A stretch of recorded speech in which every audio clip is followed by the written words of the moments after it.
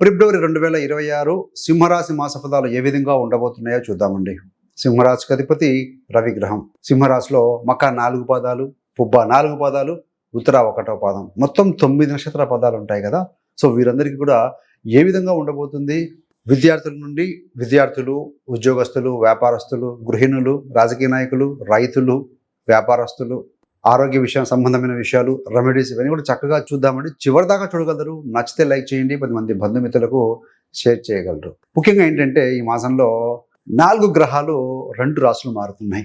నెల ప్రారంభంలో ఏంటంటే ఈ యొక్క రవి, కుజ, బుధ, శుక్ర గ్రహాలు 6వ స్థానమైనటువంటి ఈ యొక్క మకర రాశిలో ఉంటున్నారు. 6వ స్థానం అంటే శత్రు, రుణ, రోగ బాధ. రాహు ఆల్రెడీ 7వ స్థానంలో ఉన్నారు. కేతు మీ యొక్క జన్మరాశిలో సింహంలో ఉన్నారండి. 8వ స్థానంలో శని ఉన్నారు. అంటే అష్టమ శని నడుస్తూ ఉంది.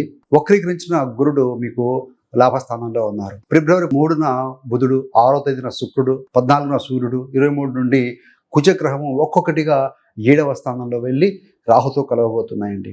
అదే సమయంలో 11వ స్థానం నుండి ఈ యొక్క గురుగ్రహ దృష్టి, అంటే లాభంలో ఉన్నటువంటి యొక్క గురుగ్రహ దృష్టి ఈ యొక్క 7వ స్థానంలో ఉన్న గ్రహాల మీద పడబోతూ ఉన్నాయి. మరి ఎలా ఉంటుందంటే మొదటి పక్షంలో పని, కేసులు, ఆరోగ్యం ఇవన్నీ కూడా ఏంటంటే సర్వ్ మోడ్లో ఉంటాయండి.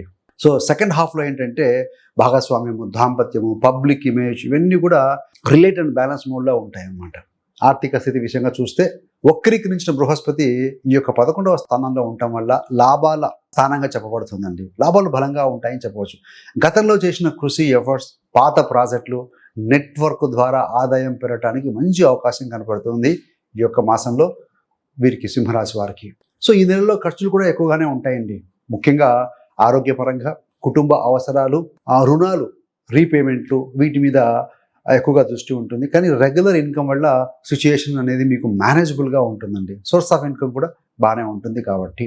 సో ఏది ఏమైనా కూడా 6వ స్థానం యాక్టివేట్ కావడంతో రుణాలు తీసుకొని పని చేయటం, అంటే మీరు ఏదైనా లోన్స్ తీసుకొని ప్రాపర్టీ కొనడమో సంథింగ్ అలా చేసే అవకాశం ఉంది. ఈఎంఐలు, లోన్ బ్యాలెన్స్ వంటి విషయాలు ముందుకు వచ్చే అవకాశం ఉంది పరంగా. ఎందుకంటే 6వ స్థానం అంటే శత్రు, రుణ, రోగ బాధ కాబట్టి పాత లోన్లను రీస్ట్రక్చర్ చేసుకోవటం, సో రీఫైనాన్స్ చేయడానికి కూడా ఇది సరైన సమయం చెప్పాలండి.